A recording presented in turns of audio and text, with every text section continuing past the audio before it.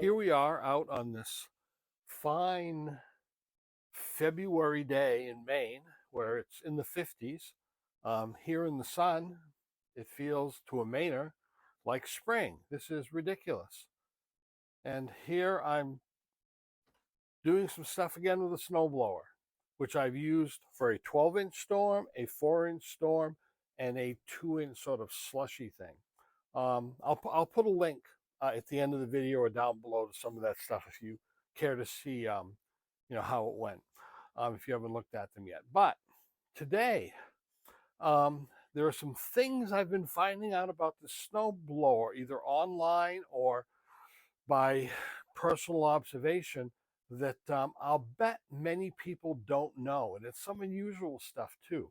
So if you have the 28-inch Ego 2-stage snowblower, I'll bet there's some things here you'll be interested in, if not that you just want to do them, just for the factor about them. So let's begin. Now this is an electronic chute. Now I would call it an electric chute because it's got a servo here to change the angle, and it's got a servo here to flip it back and forth with this controller. But it is really electronic because this thing can either come from the factory or, I guess, get out of alignment. And there's a series of steps you can go to reset it and realign it. Now, what do we mean by realigning? Well, this chute, like many snow blowers, doesn't just go 180 degrees from one side to the other. It goes 200. So it can go a little bit rear of side on both sides. So it goes a little bit more than 180, which is great because when you're coming off like the end of a driveway, instead of throwing the snow into the road, it's nice to be able to put it back a little bit so that it can kind of go to the side and behind you, which I like. Now, I guess this can come out of alignment. It can make it so that the 200 degrees isn't 200 degrees. It goes maybe back this way, but maybe it doesn't come around all the way quite. And mine doesn't go quite, it goes more 90 degrees to the side over here. It does go on this side. I don't know if I can get it back to go anymore, but there's an alignment thing you can do to try to solve that problem, to reset it. So I'm going to take you through the steps to do this. Now, this is going to seem like an April Fool's joke. There are so many steps, but I guarantee you it is not. And I'll put a list of these steps afterwards that you can pause so you don't have to look at them one at a time if you should decide to do this to yours. Okay, the first thing you have to do is to make sure the battery is out. Remove the battery. Then take the center control, move it back and forth, and then put it in the center position. Move it down and up, and 1, 2, 3 notches forward. Next, move the drive lever all the way to the back and the auger speed control all the way open to the front. Next, put the battery in, turn the power on, then within 8 seconds, push the light button 5 times. 1, 2, 3, 4, 5. And then hold down the heat grip buttons until, I don't know if you can see the green light there, turns orange. And the chute will go through its own left or right to left alignment. Next, turn the drive controller all the way to the front and the auger controller all the way to the back. And we're going to do the same thing but in reverse. We're going to hit the heated handlebars 5 times in 8 seconds. 1, 2, 3, 4, 5. And then we're going to hold the light button down until the power button turns orange. And now the angle part of the chute will go through its calibration.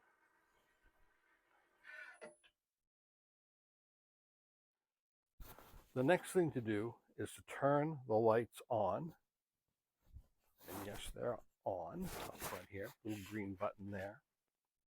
And then go to the battery and pop it out to discharge the capacitor, whatever that means. From that point, we can push the battery back in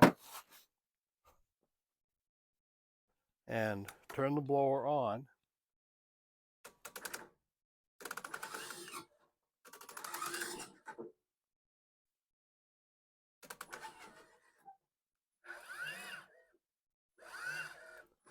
Now, I'm going to move mine over here and I'm going to go check this. And sure enough, I've gained about another ½ inch here of turn in this direction.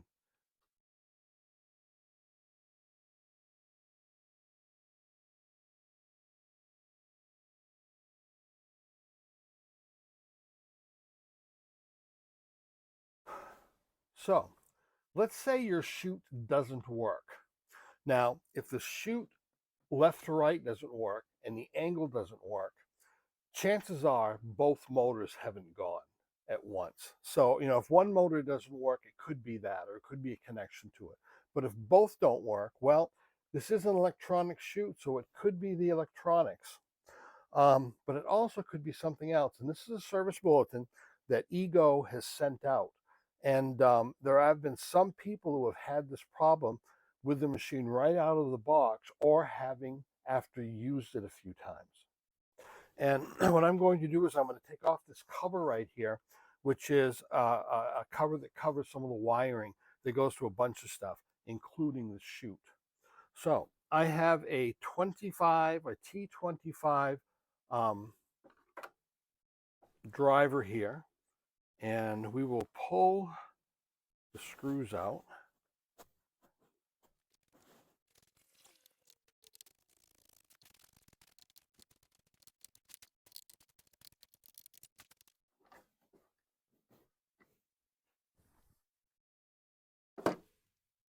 Now, this is some of the wiring for various things, but let's take a look at one connection. You'll notice that right on the top, there is a connector right here, and this connects the chute, the power to the chute. Now, I don't know exactly why a very few people are having trouble with this, but this connector, of course, like any electronic connector, snaps two things together, and there's a little locking pin on the side over here that you would have to lift up in order to pull this apart. Either this is coming apart on people, but I don't see how it can. It looks locked really good. Or in the factory, it's not being pushed in all the way, so that when they get the snowblower, it is not connected good, or it's partially connected but not snapped in. So after the snowblower is used a couple of times, it works its way out, maybe with vibration, and the chute stops working. So if your chute should not work at all, first thing to check. Now I got to put this thing back together. Now, the reason I have this turned on its nose is to clarify something that people seem to get the wrong idea about in one of my previous videos. In one of my previous videos, I mentioned that I was concerned about a jam in the impeller, either breaking gears in here or damaging the motor. And a bunch of people came back and said, it's got shear pins. That's what the shear pins are for. And they're right, but not exactly. The shear pins are on the auger on the front. And if something jams the auger, like a rock gets stuck between that and the bell, or you wrap up the wire cable that holds the dog, or like someone I saw caught up their welcome mat on their step, and it wrapped right up into it and chopped it up. It'll break shear pins, and that's good. But what doesn't have a shear pin is the impeller that's on deeper inside that throws the snow out of the chute, and that's really winding up. Now, yes, there is a thermal overload on these motors, but that's made for something different.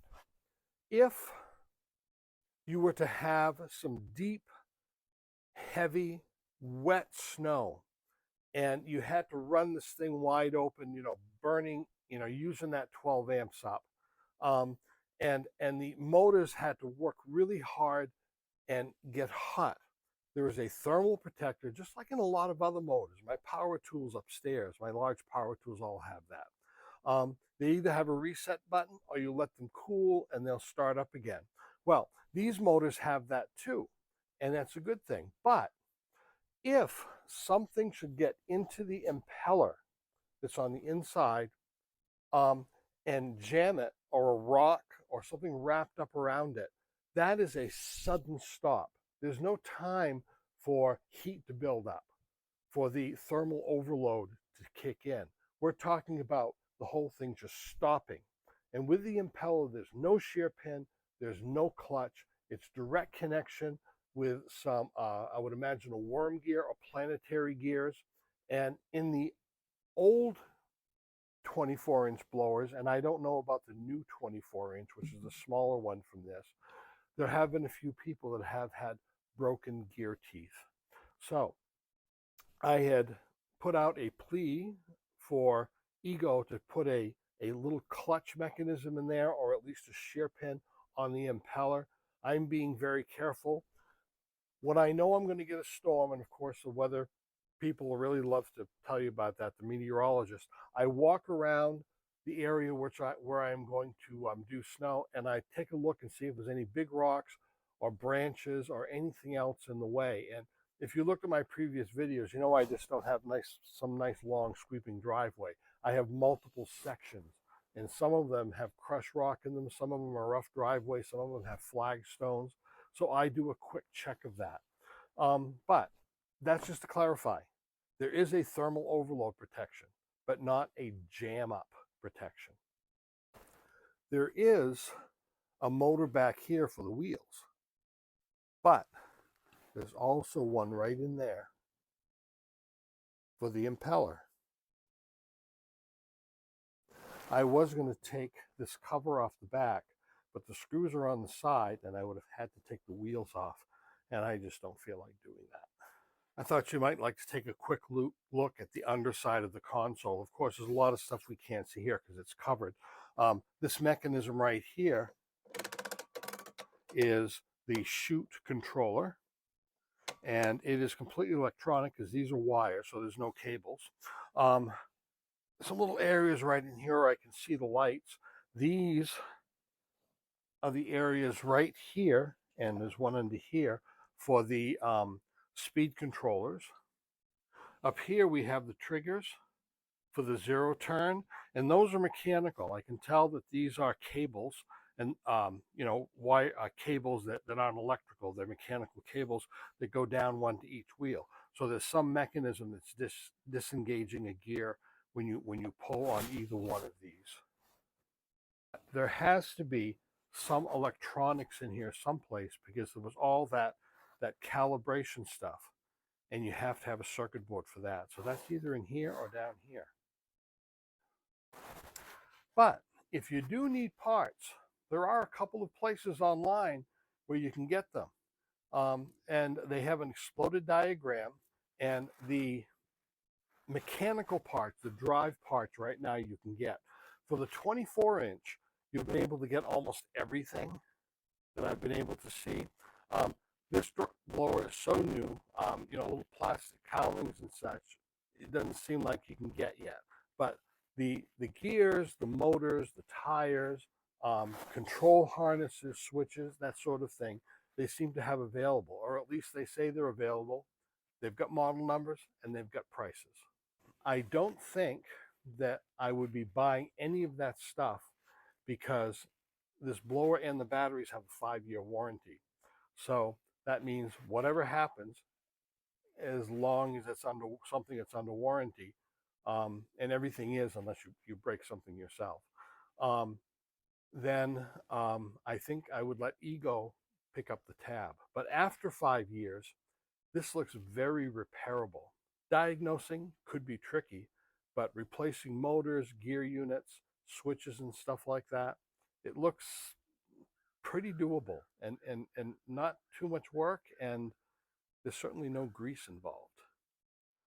On my gas blower, 3 years ago, I put a set of chains on the tires.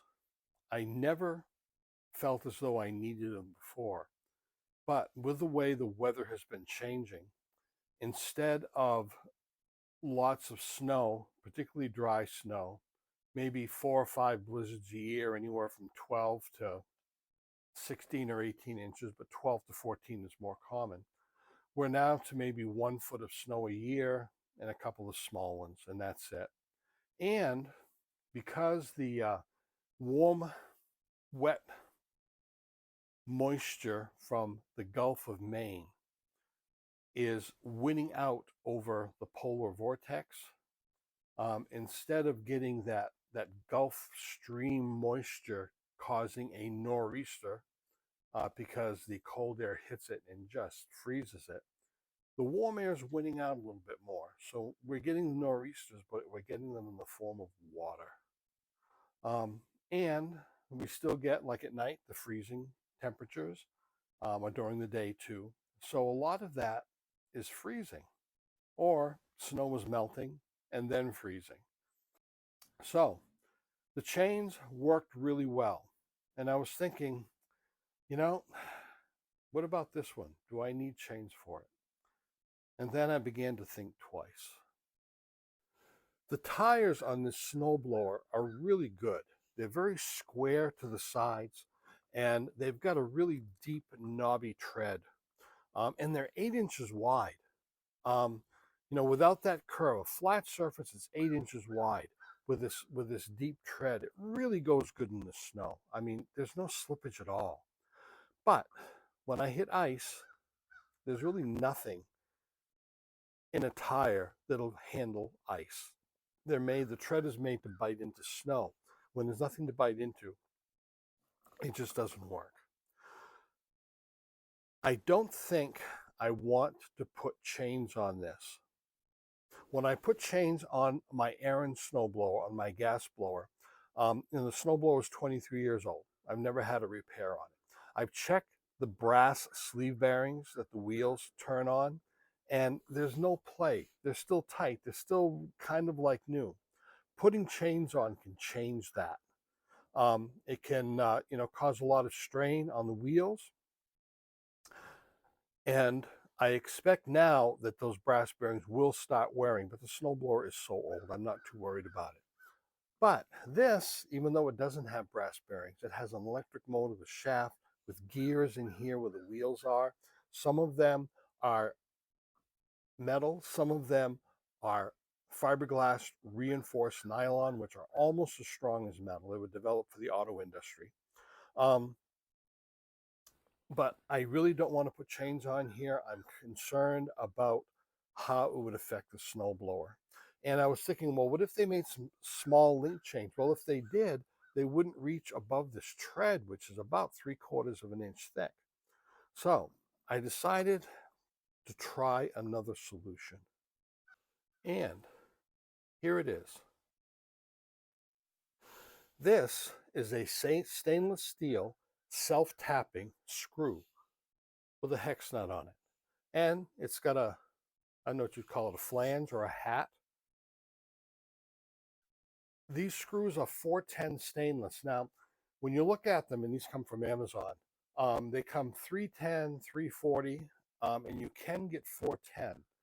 410 stainless is the same hardness material that they make knives out of, or some chisels. I know there are some chisels that are much harder than that, and because they're not stainless. It's hard to get stainless really hard. But this is one of the harder stainless steels you can get.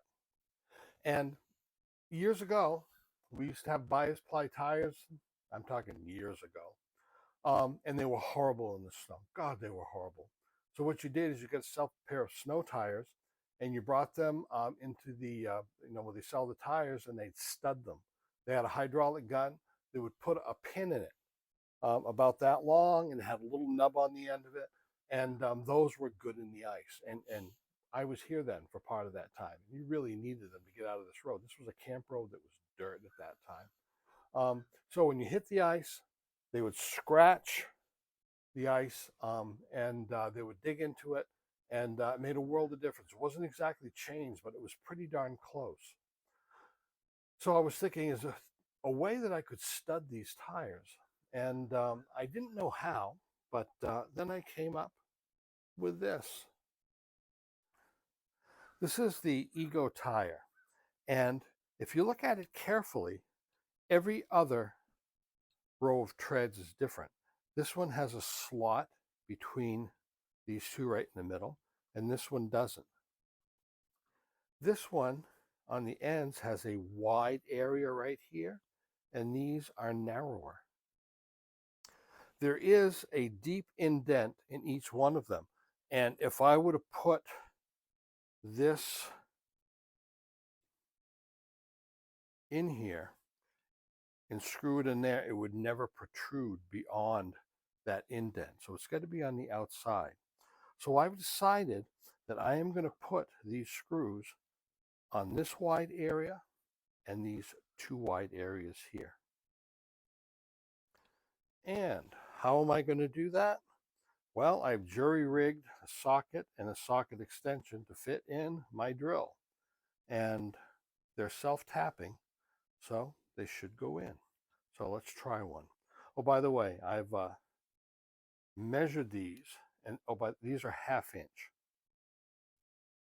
And in measuring them, I'm almost positive that they will not bottom out.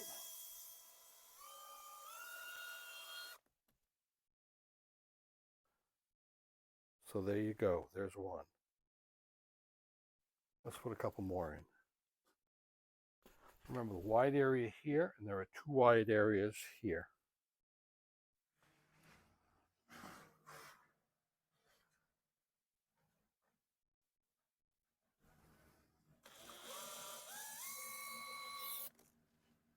Well, there it is. One on one tread and two on the next. 1 and 2 and so forth. Well, now I think I'll run it up and down the road and see if they stay in. They went in pretty good, so I don't think they're going to come out. Remember, these are hardened stainless steel bolts. They're self-tapping, and they're only 1/2 inch long. So I'm going to keep track and see if any of them pop out, because they, wouldn't be good if they did. The drill always has a reverse if I want to take them out.